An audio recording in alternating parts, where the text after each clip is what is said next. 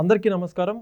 Welcome to Leo. Delhi పీఠం BJP కైవసం చేసుకోవడం జరిగింది. అయితే ఇప్పుడు చూసుకుంటే రెండు ప్రత్యేక అంశాలు చూడాల్సినటువంటి అవసరం. ఒక పక్క ఆమ్ ఆద్మీ పార్టీ అధ్యక్షుడిగా ఉన్నటువంటి కేజ్రీవాల్ గారు ఎన్నికలకు ముందు ఏదైతే లిక్కర్ స్కామ్ సంబంధించి జైలుకి వెళ్ళి రావడం జరిగింది. ఒక పక్క ప్రస్తుత ఆంధ్రప్రదేశ్ ముఖ్యమంత్రిగా ఉన్నటువంటి నారా చంద్రబాబు నాయుడు గారు కూడా ఎలక్షన్స్కి కొద్ది నెలల ముందు జైలుకి వెళ్ళి రావడం జరిగింది. ఇక్కడ ఆంధ్రప్రదేశ్లో చూసుకుంటేనేమో జైలుకి వెళ్ళి వచ్చిన తర్వాత ఎన్నికలను ఎదుర్కొన్న చంద్రబాబు నాయుడు గారు 93% స్ట్రైక్ రేట్తో ముఖ్యమంత్రిగా ఎన్నికల్లో గెలుపొందడం జరిగింది. కానీ ఢిల్లీలో పూర్తి వ్యతిరేకంగా ఆమ్ ఆద్మీ పార్టీ అధ్యక్షుడిగా మూడోసారి సీఎం అవుతాడు అనుకున్నటువంటి వ్యక్తి కేజ్రీవాల్ గారు సొంత నియోజకవర్గానికి సంబంధించి ఓడిపోవడం జరిగింది. అయితే ఈ రెండింటి అంశాల గురించి తెలుసుకునే ప్రయత్నం చేద్దాం. మనతున్నారు senior journalist and political analyst Katta Karthik గారు. సార్ నమస్కారం అండి. నమస్తే సార్, ఇప్పుడు చూసుకుంటే ఢిల్లీ ఎలక్షన్స్ రిజల్ట్స్ రావడం జరిగింది. బీజేపీ ఆ యొక్క పీఠాన్ని కైవసం చేసుకోవడం జరిగింది. అన్ని చోట్ల వినిపిస్తుంది ఏంటంటే ఢిల్లీ ఎలక్షన్స్ తరఫున ఏదైతే బీజేపీ అభ్యర్థుల తరఫున ఎన్డీఏలో భాగస్వామ్యంగా ఉన్నటువంటి బాబు గారు అక్కడికి వెళ్ళి ప్రచారం చేశారు. ఈ గెలుపులో బాబు గారి పాత్ర ఎంతవరకు ఉంది? రెండోది, ఇక్కడ కేజ్రీవాల్ గారు ఓటమికి సంబంధించి కూడా కొన్ని విభిన్నమైనటువంటి ఆరోపణలు రావడం జరుగుతుంది. దీని గురించి మీరే ఉంటారు? ఇందాక నువ్వు ఇంట్రోలో చెప్పినట్టు కేజ్రీవాల్ ఎన్నికల కంటే ముందు జైలు జీవితాన్ని గడిపారు. ఇక్కడ ఆంధ్రప్రదేశ్లో కూడా ఎన్నికల కంటే ముందు చంద్రబాబు గారు జైలు జీవితాన్ని గడిపారు. సహజంగా అందరూ విశ్లేషకులు చెప్పే కామన్ పాయింట్ ఏంటంటే జైలుకు పోయి వస్తే సానుభూతి వస్తుంది, ఎలక్షన్స్ గెలుస్తారు అని. బయట నానుడు కూడా అదే, కానీ అది కరెక్ట్ కాదు. ప్రతి అరెస్టును ఒకే ఘాటిని కట్టాల్సిన అవసరం లేదు. ఆ పర్టికులర్ కేసు ఏ నాయకుడు అయితే జైలుకు పోవడానికి కారణమైన కేసు ఉందో ఆ కేసును జనం నమ్మారా లేదా అన్నది ఇంపార్టెంట్. మీకు కొన్ని ఉదాహరణ చెప్పు. ఇప్పుడు జగన్మోహన్ రెడ్డి గారు అరెస్ట్ అయ్యి జైలుకు పోయి వచ్చారు. జైలుకు పోయి ఇచ్చారు కాబట్టి ఆయన సీఎం కాలే. ఆయన జైలుకు పోయి వచ్చిన తర్వాత 2014 ఎలక్షన్ జరిగాయి. ఆ ఎన్నికల్లో 67 సీట్లతోటి ఆయన ప్రతిపక్ష నాయకుడికే పరిమితం అయ్యారు. గెలవలేదు, అధికారం రాలేదు, ముఖ్యమంత్రి కాలేదు. గుర్తుపెట్టుకోవాలి. తర్వాత ఇప్పుడు అంటే జగన్మోహన్ రెడ్డి తప్పు చేశారని జనం నమ్మటం కారణం దానికి. ఇప్పుడు కేజ్రీవాల్ కూడా ఈ లిక్కర్ స్కామ్లో ఇరుక్కొని జైలు జీవితం గడిపారు. తీహార్ జైలుకు వెళ్ళాడు. ఆ లిక్కర్ స్కామ్ నిజమని నమ్మటం ఫలితంగా కేజ్రీవాల్ జనం ఓడించారు. ఇప్పుడు కవిత ఉంది, ఇదే ఢిల్లీ లిక్కర్ స్కామ్లో జైలుకి పోయింది. జైలుకి పోయిన సమయంలో పార్లమెంట్ ఎలక్షన్స్ వచ్చినాయి. మరి బీఆర్ఎస్కి ఏమైనా సెంటిమెంట్ వర్కౌట్ అయిందా? కాలేదు కదా. ఒక్క పార్లమెంట్ సీటు కూడా గెలవలేదు కదా. ఎందుకు? కవిత నేరం చేసిందని తెలంగాణ ప్రజానికి భావించారు. నిజానికి కేసీఆర్ కుటుంబం నుంచి మొట్టమొదటి అరెస్ట్ జరిగింది. 10 సంవత్సరాలు అధికారం ఉన్న తర్వాత కేసీఆర్ కుటుంబం అనేది తెలంగాణకు బ్రాండింగ్ అనుకున్న తర్వాత అలాంటి కుటుంబంలో ఒక వ్యక్తి అరెస్ట్ అయితే తెలంగాణ ప్రజలు తప్పు చేసింది కదా, అరెస్ట్ అయింది కదా అనుకున్నారు తప్ప పాపం అరెస్ట్ అయిందని అనుకోలే. కానీ చంద్రబాబు గారు ఇష్యూ డిఫరెంట్. చంద్రబాబు గారిని జగన్మోహన్ రెడ్డి అరెస్ట్ చేసినప్పుడు అక్రమంగా అరెస్ట్ చేశాడు. ఇది తప్పుడు కేసు, ఆయన ఏ తప్పు చేయలేదు. ఇన్నాళ్ళు మచ్చలేని రాజకీయ జీవితాన్ని దశాబ్దాలుగా తీసుకొస్తున్న వ్యక్తి ఆయన దశాబ్దాల రాజకీయ జీవితాన్ని చూస్తే ఎలాంటి మచ్చలు లేవు.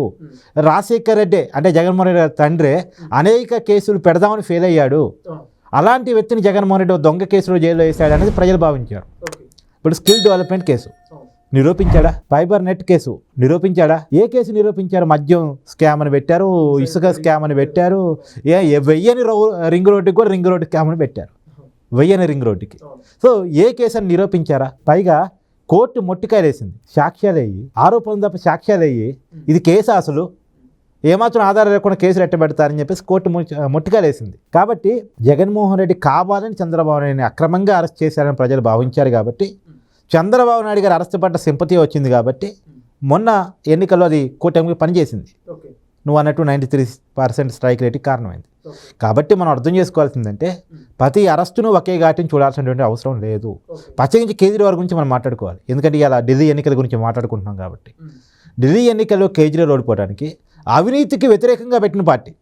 అవినీతి లేకుండా చేస్తాను, చీపిరి పట్టుకుని ఊడి చేస్తాను అన్నాడు. అంటే చీపిరి అనేది ఆయన గుర్తు, ఎన్నికల గుర్తు. కాబట్టి చీపిరి పట్టుకుని ఊడి చేస్తానని అలాంటి వ్యక్తి అవినీతి కేసులో ఇరుక్కున్నాడంటే ప్రజలు ఎలా భావిస్తారు? ఏ అవినీతి లేకుండా చేస్తానన్న దాన్ని ప్రజలు నమ్మి వరుసగా అధికారం ఇచ్చారు 2013 నుంచి 3 సార్లు. ఆ అవినీతిలో కేజ్రీవాల్ ఇరుక్కున్నాడంటే ఇక ప్రజలు అతన్ని ఎందుకు విశ్వసించాలి? రెండోది, ఒకప్పుడు సామాన్యుడు అనుకుని వేగనార్ కాల్లో తిరిగినటువంటి కేజ్రీవాల్ ఇక అమెరికా మారి విల్లాలు కట్టుకునే పరిస్థితికి వెళ్ళిన తర్వాత ఇంకెందుకు ప్రజలు విశ్వసిస్తారు? కాబట్టి ఒకప్పుడు కేజ్రీవాల్ ఇప్పుడు కేజ్రీవాల్లో లేరు. ఒకప్పుడు కేజ్రీవాల్ నేను అన్నారాజే శిష్యుని చెప్పుకున్నాడు, అవినీతికి వ్యతిరేకం అని చెప్పుకున్నాడు, విద్యారంగంలో వైద్య రంగంలో సంస్కరణ చెప్పాడు, తర్వాత సంక్షేమ పథకాల విషయంలో కామన్ మ్యాన్కి అనుకూలంగా ఉండేలా చూశాడు. తర్వాత ఆ ఢిల్లీ పరిపాలన రోల్ మోడల్గా చూపించి పంజాబ్లో అధికారం తెచ్చుకున్నాడు, గుజరాత్లో గోవాలో పోటీ చేశాడు. ఓకే, అప్పటి వరకు ప్రజలు నమ్మారు కేజ్రీవాల్ ఒక రోల్ మోడల్ అనుకున్నారు. కానీ రోల్ మోడల్ కాదు, ఇతని స్వరూపం వేరు. ఇతను అధికారం కోసం ఫస్ట్ మనకి నిజాయితీపరుడు నటించాడే తప్ప నిజాయితీపరుడు కాదు అని చెప్పేసి ప్రజలు ఎప్పుడైతే భావించారో, అంటే కొన్ని సావాస దోషాలు కూడా ఉంటాయి. మొదట్లో నిజాయితీపరుడే కావచ్చు కాక తర్వాత పెట్టిన సావాసం, ఏది కేసీఆర్ కుటుంబంతో పట్టిన సావాసం కారణంగా చెడిపోయాడా ఏంటని తెలియదు. మరి సావాస దోషాలు కూడా ఉంటాయి. అరే మా అబ్బాయి మంచోడే కదండి, పలానోడితో తిరిగిన తర్వాత చెడిపోయాడండి అంటుంటారు కదా మనోళ్ళలో, స్నేహం ద్వారా చెడిపోయాడు అంటుంటారు కదా. అట్టా ఆ సావాస దోషం వల్ల చెడిపోయాడు ఏమో తెలియదు. కానీ మొత్తానికి ఆయన మీద ఉన్నటువంటి మచ్చలు ఇవాళ ఆయన ఓటమికి కారణమయ్యాయి. ఇప్పుడు ఢిల్లీ ఎన్నికల్లో మన వాళ్ళు కూడా గట్టి ఎత్తున ప్రచారం చేశారు. ఇక్కడ తెలంగాణ ముఖ్యమంత్రి రేవంత్ రెడ్డి గారు ప్రచారం చేశారు, కాంగ్రెస్ ఎక్కడ గెలవలేదు. కానీ ఆంధ్రప్రదేశ్ ముఖ్యమంత్రి చంద్రబాబు గారు మాత్రం ప్రచారం చేసిన ప్రతి చోట కూడా బీజేపీ పార్టీ గెలుపు బాపట ఎగరేసింది. అంతవరకు మనం తెలుగు వాళ్ళకి మనం సంతోషించాలి. సార్ ఇప్పుడు చూసుకుంటే మరి దాదాపుగా ఆమ్ ఆద్మీ పార్టీ ఇప్పుడు ఓడిపోవడం జరిగింది ఎలక్షన్స్లో. దీనికి సంబంధించి ఆమ్ ఆద్మీ పార్టీ భవిష్యత్తు ఏ విధంగా ఉండబోతుంది అంటారు? ఇప్పుడు ఆమ్ ఆద్మీ పార్టీ నిజానికి ఢిల్లీలో పుట్టిన ఒక చిన్న ప్రాంతీయ పార్టీ. 70 అసెంబ్లీ స్థానాలు ఉన్నటువంటి ఢిల్లీలో పుట్టినటువంటి చిన్న పార్టీ. అంటే యాక్చువల్గా తెలంగాణలో 119, ఆంధ్రప్రదేశ్లో 175 నియోజకవర్గాలు ఉన్నాయి. కానీ అక్కడ మాత్రం కేవలం 70 నియోజకవర్గాలు మాత్రమే ఉన్నాయి. అంటే చిన్న రాష్ట్రం. అంత చిన్న రాష్ట్రంలో పుట్టిన ఒక ప్రాంతీయ పార్టీ ఆ రోజు వరుసగా అధికారంలో ఉన్నటువంటి జాతీయ పార్టీ కాంగ్రెస్ పార్టీని ఓడించి, షీలా దీక్షిత్ ముఖ్యమంత్రి, ఆమె కూడా స్ట్రాంగ్ ఉమెన్, చాలా మంచి పేరు ఉంది, ఆ పార్టీని ఓడించి అధికారంలోకి వచ్చారు వాళ్ళు. అధికారంలోకి వచ్చిన తర్వాత వాళ్ళు ఏందో చూపించుకున్నారు. మొదట్లో మంచి పాజిటివ్నెస్ వచ్చింది, అందరూ మెచ్చుకున్నారు. ఆ మెచ్చుకున్న క్రమంలో దాన్ని చూపించేసుకొని మిగతా రాష్ట్రాలు కూడా వాళ్ళు ఎదిగారు. ఇప్పుడు పంజాబ్లో అధికారంలోకి వచ్చారు, నిందా చెప్పినట్టు అనేక రాష్ట్రాలు పోటీ చేశారు, పర్సెంటేజ్ తెచ్చుకున్నారు. కాకపోతే అందరికంటే మేము భిన్నమని చెప్తూ ఏ రాజకీయ పార్టీతో కూడా సరిగా పొత్తులో ఉండక, ఒకడేమో కాంగ్రెస్తో పొత్తు అంటారు, మళ్ళీ పొత్తు పెట్టుకోరు, మళ్ళీ వాళ్ళ వల్ల కాంగ్రెస్కి ఇబ్బంది అయ్యే పరిణామాలు కూడా వచ్చాయి. ఇప్పుడు హర్యానాలో కాంగ్రెస్ ఓడిపోవడంలో ఆమ్ ఆద్మీ పార్టీ పోటీ చేయడం అనేది కూడా కారణం, బీజేపీకి వ్యతిరేకంగా పోటీ అనే పేరుతోటి. గుజరాత్లో కాంగ్రెస్ పార్టీ అనేక స్థానాలు ఓడిపోవడానికి కూడా ఆమ్ ఆద్మీ కారణం. కాబట్టి ఏది ఏమైనా వాళ్ళు నిర్వహించాల్సిన పాత్ర కంటే కూడా అతి చేస్తున్నారు అనేటువంటిది వెళ్ళిపోయింది. అది పక్కన పెట్టేస్తే, అసలు రాజకీయం వాళ్ళ ఇష్టం వాళ్ళది, అది పక్కన పెట్టేస్తే అవినీతి కేసులు, తర్వాత ప్రత్యేకించి ఢిల్లీ పరిపాలన గాలి కొదిలి దేశవ్యాప్తంగా పార్టీని పెంచుకునే పనిలో కేజ్రీవాల్ పడ్డాడు. పరిపాలన గాలి కొదిలేశాడు. ఢిల్లీలో పొల్యూషన్ బాగా పెరిగిపోయింది, దానికి పట్టించుకోలేదు. ఇవన్నీ రకరకాల కారణాలు ప్రజలకు వెళ్ళి ఓడిపోయారు. ఇప్పుడు ఓడిపోయిన తర్వాత ఎక్కడ పుట్టింది ఈ పార్టీ? ఢిల్లీలో పుట్టింది. ఆ ఢిల్లీలోనే ఓడిపోయింది కదా. అవినీతికి వ్యతిరేకంగా పుట్టిన పార్టీ అవినీతి కేసుల్లో పడి ఉచ్చు బిగుసుకుంది కదా. స్వయంగా కేజ్రీవాల్ అంటే ఆ పార్టీ ఫేస్ కదా, పార్టీ ఫేస్ కేజ్రీవాల్ స్వయంగా ఎమ్మెల్యేగా ఓడిపోయాడు కదా. ఇంకా పార్టీకి ఉనికెక్కడ? ఏ నాయకునైతే చూపించి ఇతర రాష్ట్రాలు అధికారంలోకి వచ్చారో, ఏ రాష్ట్రం యొక్క దాన్ని రోల్ మోడల్గా చూపించే ఇతర చోట్ల అధికారంలోకి వచ్చారో, అక్కడే ఆ ఢిల్లీలోనే ఓడిపోయిన తర్వాత ఆ నాయకుడే ఓడిపోయిన తర్వాత ఇక ఆ పార్టీ భవిష్యత్తు ఎక్కడ ఉంటుంది అనే క్వశ్చన్ మార్కులు ఇప్పుడు చాలా ఉన్నాయి. ఇప్పుడు దీనికి ఉదాహరణలు కూడా ఉన్నాయి. ఇప్పుడు మాయావతి ఉండేది ఉత్తరప్రదేశ్లో, స్ట్రాంగ్ ఉమెన్. ఒకటైనా బీఎస్పీ పార్టీ ఉత్తరప్రదేశ్లో అధికారంలోకి వచ్చిన తర్వాత ఆ ఉత్తరప్రదేశ్ అధికారాన్ని చూపించి ఒక రోల్ మోడల్గా చూపించి, సామాజిక వర్గ సమతుల్యంతో ఎలా అధికారం రావాలో చూపించి దేశవ్యాప్తంగా కూడా ఆ పార్టీ పెరిగింది. అక్కడి నుంచి జాతీయ పార్టీ అయింది ఆ పార్టీ. కానీ చీర ఆ ఉత్తరప్రదేశ్లో ఓడిపోయిన తర్వాత, స్వయంగా మాయావతి పరిపాలన నచ్చక మాయావతే ఓడిపోయిన తర్వాత ఇప్పుడు ఆ పార్టీ భవిష్యత్తు ఏంటి అంటే క్వశ్చన్ మార్క్. కనీసం సింగిల్ డిజిట్లో కూడా లేదు ఆ పార్టీ. మాయావతి మనకు ఉదాహరణ. ఇప్పుడు పశ్చిమ బెంగాల్లో కమ్యూనిస్టులు ఉండేవాళ్ళు, ఒకప్పుడు వరుసగా 30 సంవత్సరాలు అధికారంలో ఉన్నారు, 20 సంవత్సరాలు జ్యోతి బసు గారు అధికారంలో ఉన్నారు.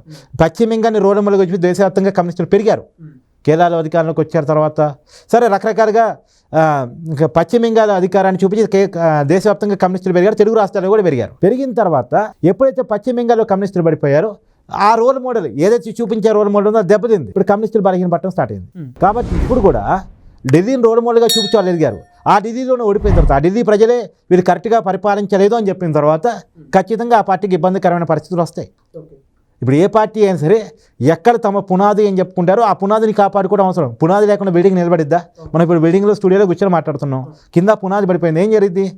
చిన్నగా బిల్డింగ్ కూలిపోయింది. కాబట్టి ఇప్పుడు ఆమ్ ఆద్మీ పార్టీ పరిస్థితి కూడా అదే. పునాది అని చెప్పుకున్న ఢిల్లీ పడిపోయింది కాబట్టి ఖచ్చితంగా పార్టీ పడిపోయే అవకాశం ఉంటుంది. ఇప్పుడు ఏ రాష్ట్రానికైనా ఇప్పుడు గుజరాత్ మోడల్గా నరేంద్ర మోడీ గారు ఎదిగారు. ఆ గుజరాత్లో ఓడిపోయిన నరేంద్ర మోడీ గారికి ఎంత మచ్చి ఉండేది? కాబట్టి ఏదైనా వాళ్ళ పునాదిని కాపాడుకోవడం ఎవరికైనా అవసరం. ఇప్పుడు ఆ కాపాడుకోలేకపోయింది ఆమ్ ఆద్మీ పార్టీ. ఆ పార్టీకి రాజకీయంగా ఇబ్బందికరమైన పరిణామమే. చూద్దాం సార్, మరి ఆమ్ ఆద్మీ పార్టీ భవిష్యత్తులో మరి ఏ విధంగా తిరిగి పుంజుకుంటుందో లేదో చాలా చక్కగా చెప్పారు. Thank you. Thank you. Please subscribe to Leo News for more videos.